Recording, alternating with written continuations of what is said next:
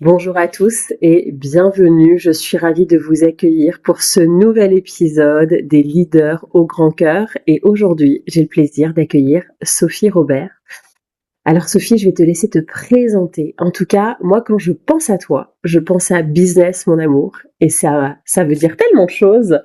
Et j'aimerais que tu puisses justement te présenter et nous en dire un peu plus à ce sujet. Bonjour Caroline, bonjour à tous. Merci pour cette super invitation. Je suis absolument ravie. Le moment de la présentation est toujours quelque chose pour moi de compliqué. On en a vu ça tout à l'heure. Parce que finalement, ce que je fais aujourd'hui, c'est la résultante de tout un résultat de vie.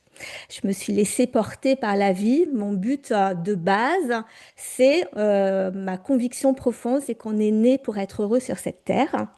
Et donc, pour être heureux sur cette terre, c'est de pouvoir avoir un peu le contrôle sur un maximum de choses. Donc, on contrôle sa vie, ses amis, son conjoint, enfin la personne donc, avec qui on passe sa vie, voilà. Et petit à petit, je me suis rendu compte que ce qui était important pour pouvoir voir l'écosystème complet, c'est de créer son entreprise. Donc moi, je me définis vraiment par le fait d'être déjà une entrepreneuse.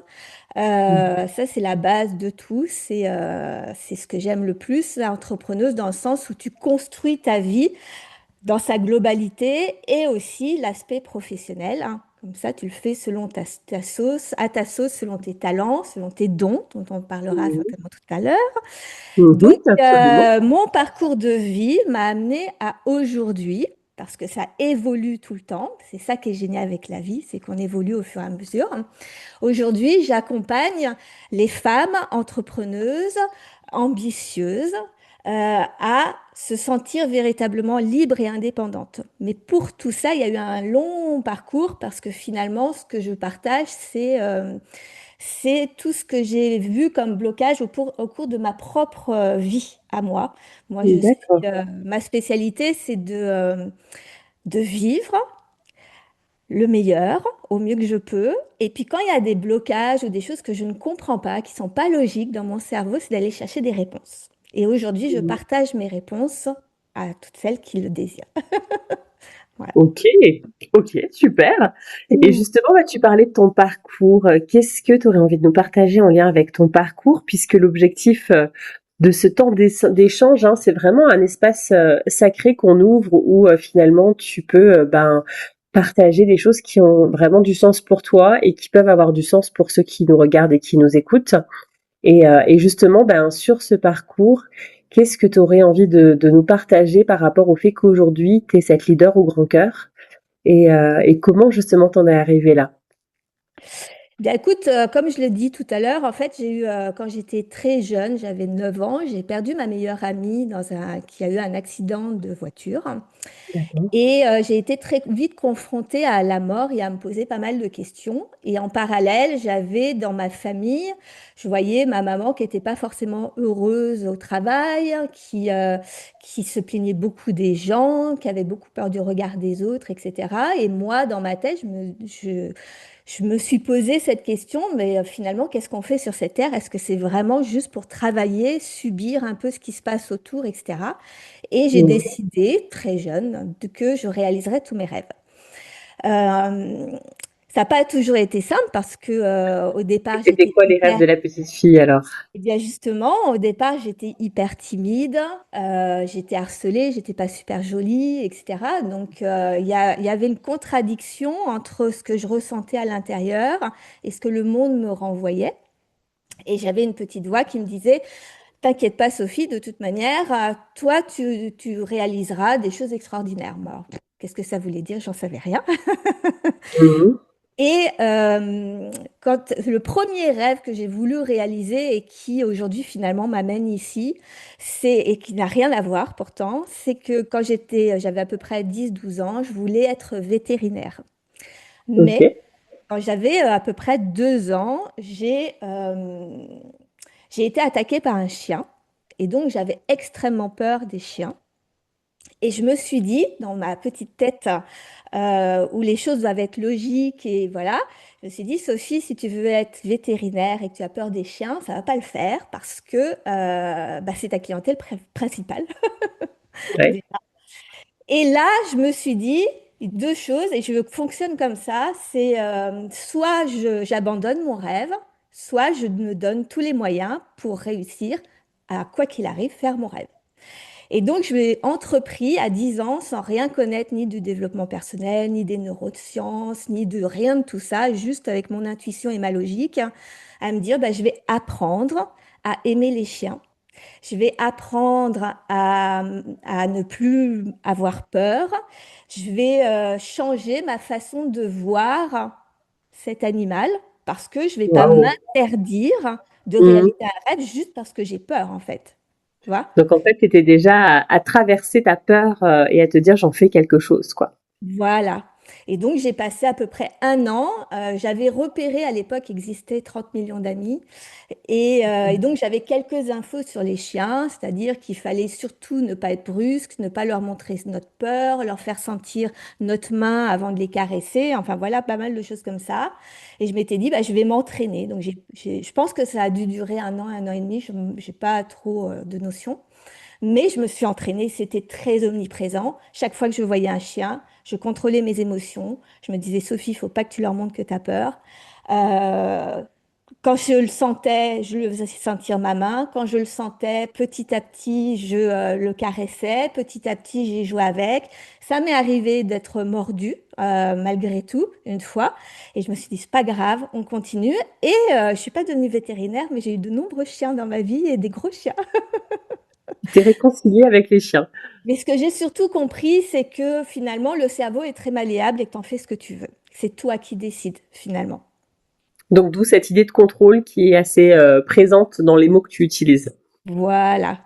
Et ensuite, hein, j'ai eu la chance de lire un livre qui s'appelle L'espace d'une vie, qui est un livre qui est justement sur l'histoire de toute une vie d'une jeune fille à partir de ses 16 ans, qui était fin du 19e siècle et fin des années 1900, début des années 1900, Ok. pardon. Où elle était, alors c'était un roman, hein, mais moi j'avais 10 ans, 10, 11 ans quand je l'ai lu, c'est à peu près tout au même moment.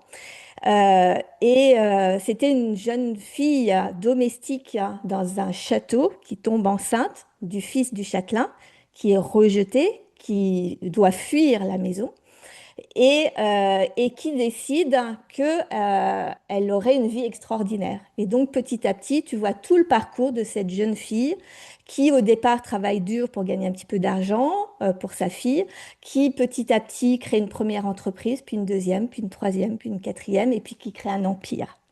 Et donc ça m'a vraiment confortée dans l'idée qu'on vit sa vie sur le long terme et qu'on décide au fur et à mesure de ce qu'on désire vivre.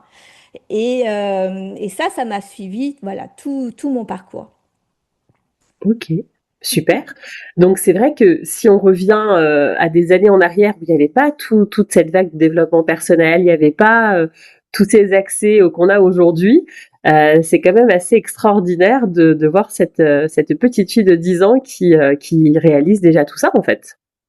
C'est ça. Et en fait, j'ai découvert vraiment le développement. J'ai découvert que ce que je faisais portait un nom qui s'appelait le développement personnel à la fermeture de ma deuxième entreprise, il y a 8 ans maintenant, où je cherchais des réponses parce qu'entre-temps, du coup, mon projet de vie, ça a été d'avoir un couple extraordinaire, d'avoir une vie de famille extraordinaire et puis de créer des entreprises extraordinaires. Et oui. Voilà. Et du coup, ça s'est passé comment alors pour toi? Donc ça s'est passé tel que je le dis. Ouais, Donc super. vraiment, mon mari, ça fait 33 ans qu'on vit ensemble. On est tombé amoureux au premier Génial. regard. J'avais 17 ans et demi. Je savais que c'était lui. Donc je me suis toujours arrangée pour... tu sais, je fais partie de ces femmes qui sont ambitieuses, hein, qui ne l'annoncent pas forcément. Je dis souvent, j'étais ambitieuse en secret. C'est-à-dire qu'on est ambitieuse pour soi, mais on n'ose pas forcément le dire parce que les gens interprètent l'ambition par rapport à l'argent, Il y a plein de connotations qui rabaissent un peu ce terme, alors qu'en fait, l'ambition, c'est juste vous désirez le meilleur et puis bah voilà, quel que soit ce qu'on veut derrière. Et donc, ayant intégré le côté long terme, je me suis rendu compte dès le départ avec mon mari. Au départ, j'étais hyper jalouse, je pleurais énormément, je me faisais pas confiance. Enfin, il y avait plein de trucs. Donc, la première année que j'ai vécue avec lui, ça a été un peu compliqué. Ok. Plutôt que de lui reprocher des choses, je me suis vite rendu compte que si moi, je voulais une vie extraordinaire avec mon mari, parce que je savais que c'était lui, par contre, et ben moi, je devais changer. Donc voilà, donc j'ai fait ça avec les enfants, ça a été pareil. À chaque fois, ils te ressortent quelque chose, ils te font ressortir, ce sont nos miroirs, hein. Tous les gens autour de nous sont des miroirs, donc quand ils nous font ressortir des choses, eh ben, c'est que on a besoin de guérir quelque chose, ou d'apprendre à faire confiance, ou peu importe. Et ben, l'entrepreneuriat était exactement la même chose en fait, hein. Donc on a créé deux entreprises avec mon mari. La première était une entreprise de pâtisserie parce que mon mari est pâtissier, était Mhm. pâtissier dans des restaurants gastronomiques, hein, quand je l'ai rencontré. Je sais que tu aimes bien la gastronomie, la haute gastronomie. Absolument. Bah, la Dolce Vita, la gastronomie a sa place pleinement. Absolument. Et nous, on a toujours été très novateurs, très avec des idées qui sortent de l'ordinaire, etc. Mais quand on a voulu s'installer, créer notre première entreprise, hein, toutes nos idées novatrices, les banquiers ne voulaient pas, on partait de zéro. Donc, j'ai réussi à convaincre un banquier qui m'a dit, OK, je veux bien te suivre, un directeur de banque, je veux bien te suivre, je connais ta valeur, parce qu'à l'époque, moi, j'étais en restauration aussi, et pas avec mon mari, mais dans un centre d'affaires, donc je rencontrais beaucoup de PDG, je m'occupais de Mm. salons gastronomiques, bref. Donc, il voyait comment j'étais au quotidien. Il m'a dit, moi, je veux bien te faire confiance. Je sais qu'il y a un potentiel, mais vous commencez par une pâtisserie classique. Donc là, c'est là où tu commences un peu, en fait, à pas suivre ton âme, ton intuition, mais à faire en sorte de répondre à ce qu'on te demande. Donc, on a créé cette première entreprise qui a duré 3 ans et on a très vite compris qu'en fait, ça correspondait pas à ce qu'on désirait. Bon, on avait Mm. un pas dans l'entrepreneuriat, donc on était super heureux. C'est ça. Euh, on a appris à développer notre entreprise, à rebondir, à découvrir l'entrepreneuriat, tout ça.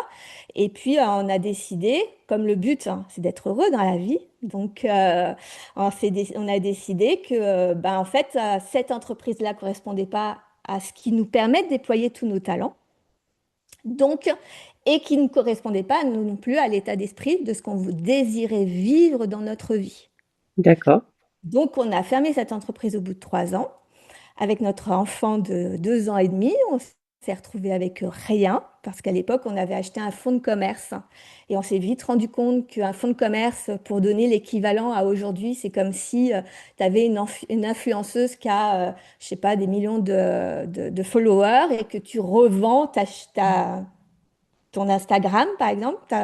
Sauf que les gens, ils suivaient l'influenceuse, pas toi. Donc, tu achètes Mm. du vent, en fait, hein. On te fait Mm. croire qu'il y a beaucoup de monde, etc. Mais un fonds de commerce, c'est ça. Tu achètes du vent. Tu achètes des clients qui ne sont pas les tiens, qui ne te correspondent pas, qui, voilà. Donc on n'a pas souhaité revendre parce qu'on trouvait que c'était bah, arnaquer des gens. Donc, on s'en fichait. Nous, on est reparti à zéro. On s'est dit, c'est pas grave, on va retrouver autre chose, on respectait nos valeurs. Ok, super.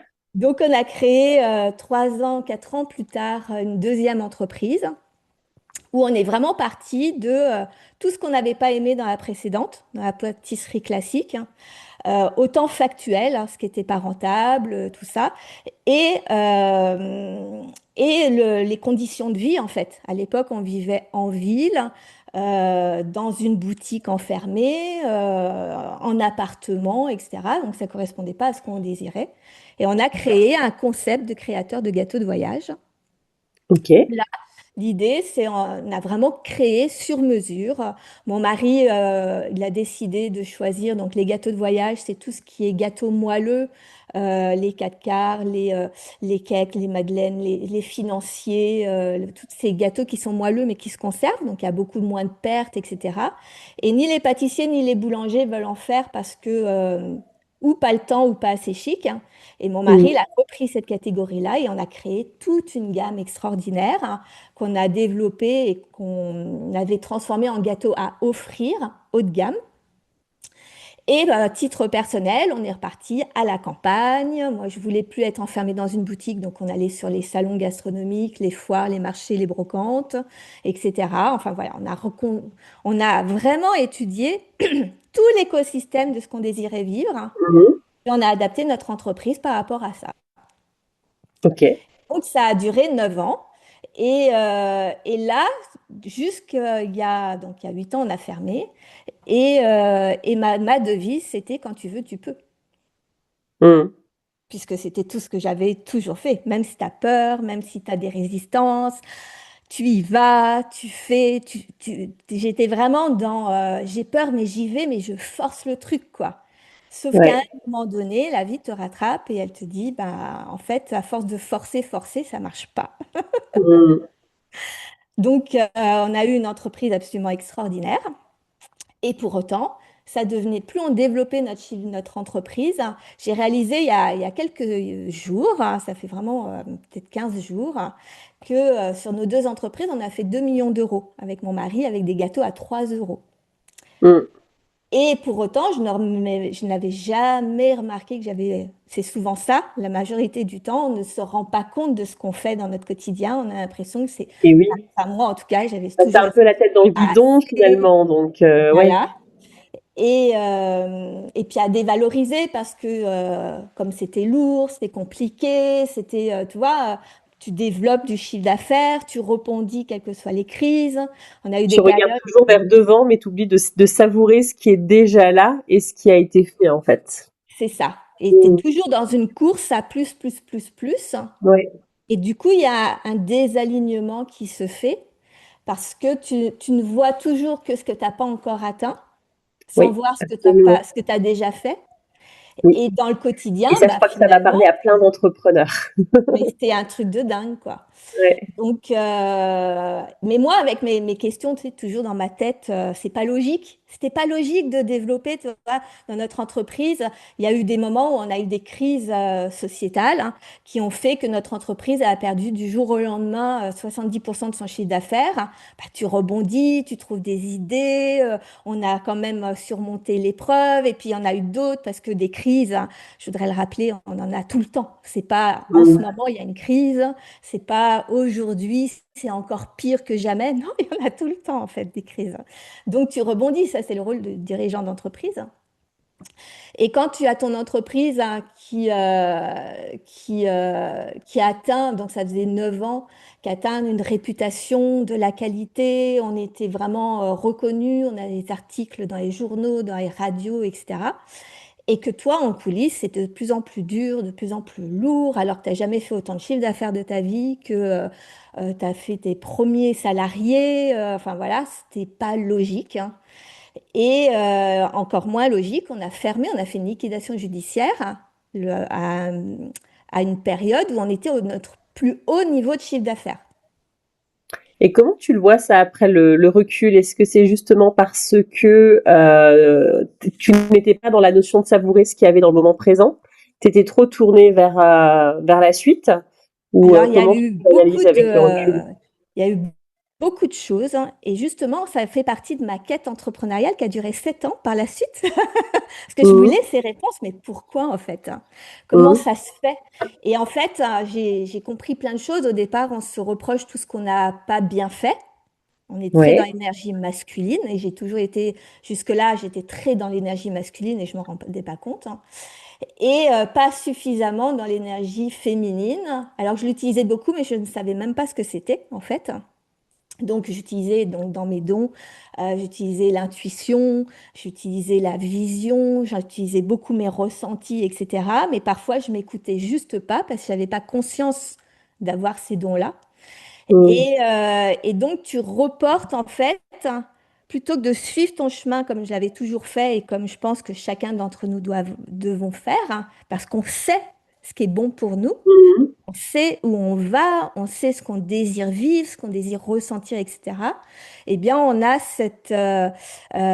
ce désalignement du fait de regarder que l'aspect financier, que les aspects extérieurs. Donc l'aspect financier, ce que dit le banquier, ce que dit le comptable, ce que disent les gens, répondre aux attentes des uns et des autres, satisfaire absolument tous les clients.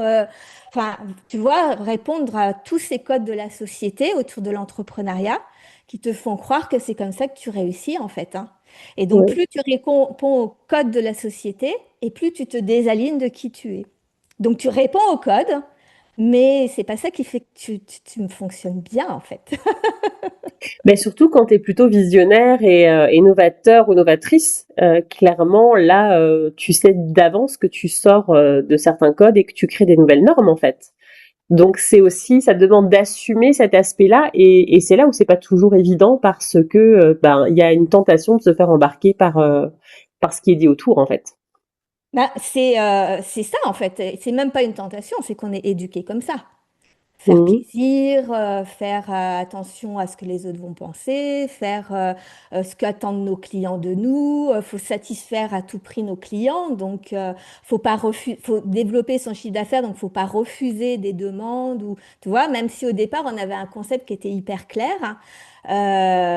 Mais quand on a perdu 60, au bout de 2 ans, on a perdu donc 70% de notre chiffre d'affaires, hein, parce que l'essence avait augmenté de folie et que les gens ne regardaient avant de prendre la voiture. Donc, il y a une baisse de fréquentation épouvantable sur les foires, les salons, les Mhm. marchés, tout ça.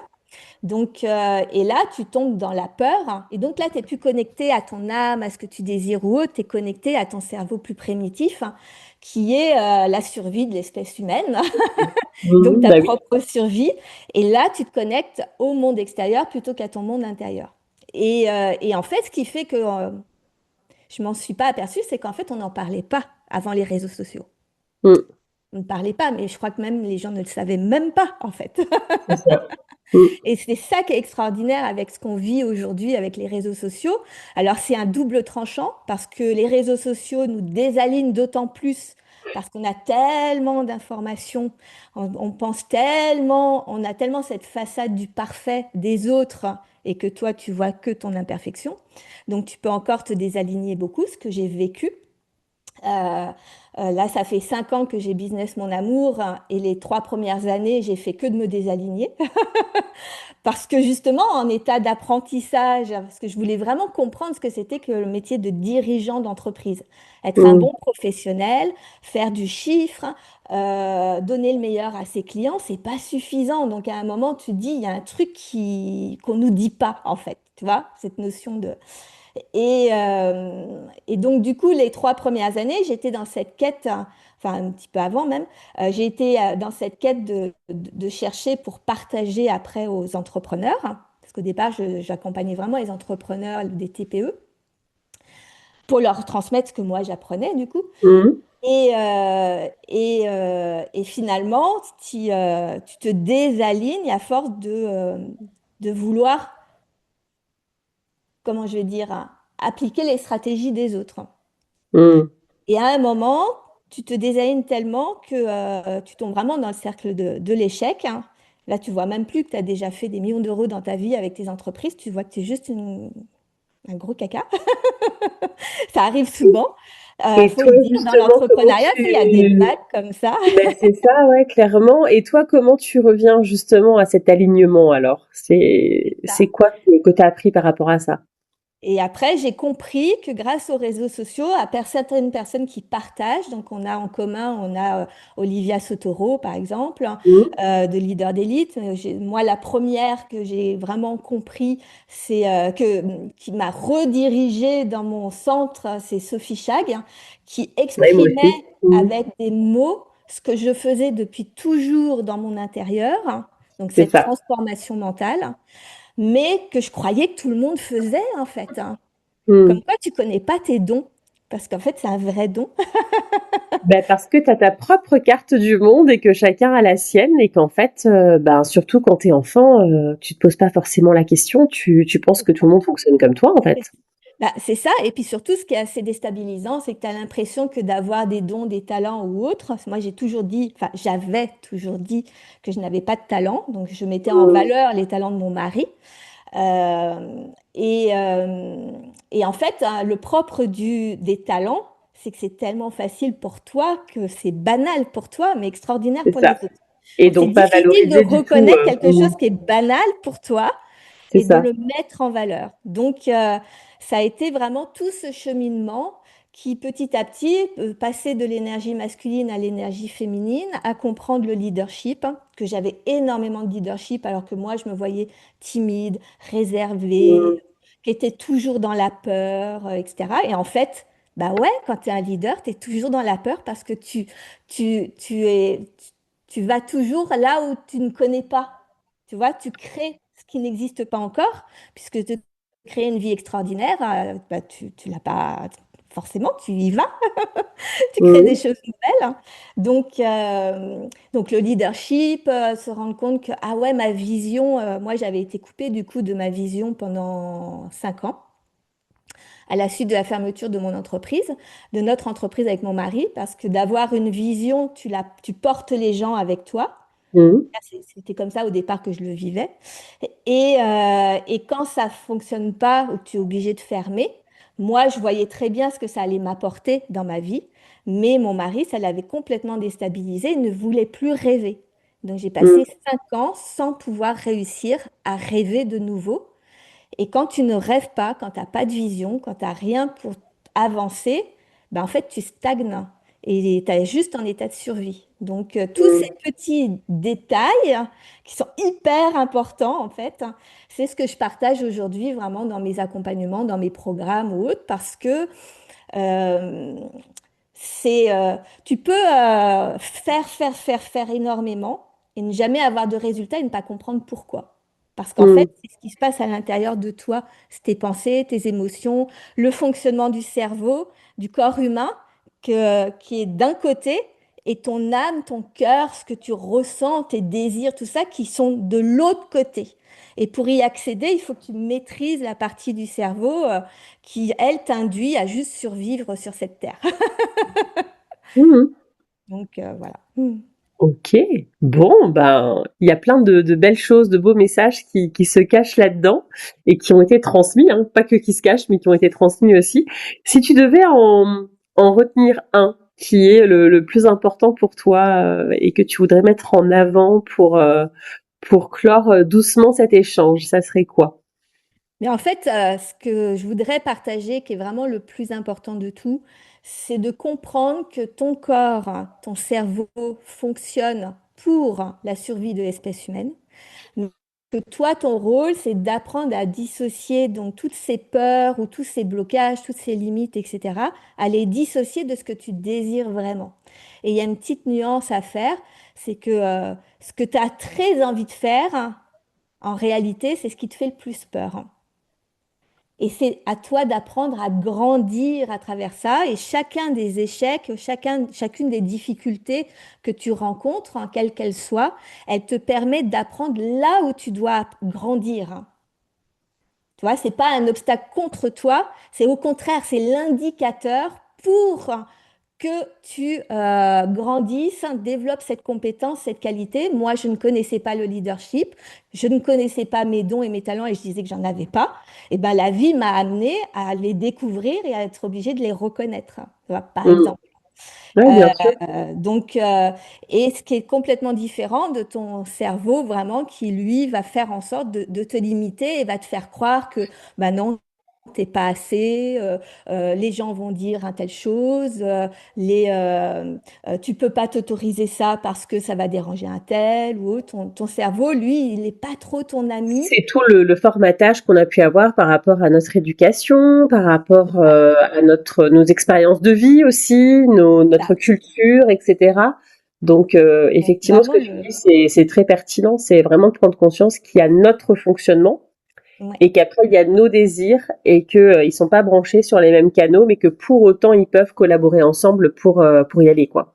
C'est ça, absolument. Et tu dois suivre ton intuition parce que c'est elle qui va te diriger, même si des fois, c'est pas logique pour les autres. Et donc là, tu dois t'affranchir vraiment de ce que pensent les gens, de ce qui serait intéressant de faire, enfin ce qui serait normal de faire, on va dire, de suivre cette intuition jusqu'au bout parce qu'en fait, c'est elle qui va t'amener le meilleur et tu vis pour toi avant tout.